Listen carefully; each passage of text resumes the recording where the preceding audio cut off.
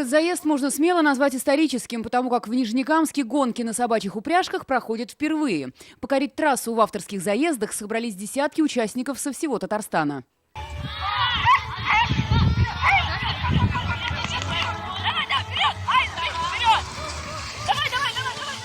Основная часть участников – приезжие спортсмены. В Нижнекамске этот вид гонок пока на стадии освоения, но уже привлек внимание красотой и непредсказуемостью.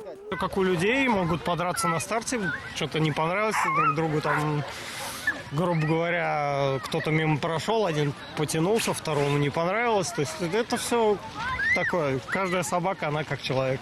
Среди наездников случайных людей нет, только опытные собаководы, которые знают все о своих питомцах.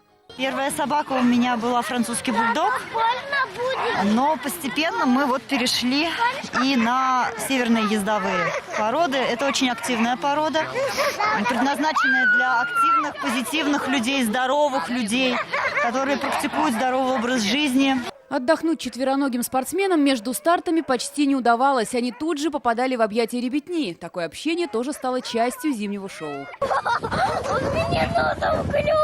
Но основная часть праздника все же гонки. В своих категориях победителями стали спортсмены из Казани, Агрыза, Ижевска, Нижнекамска и Новочебоксарска. Светлана Звонарева, Александр Комаров, Булат Абдульманов, ТНВ Нижнекамск.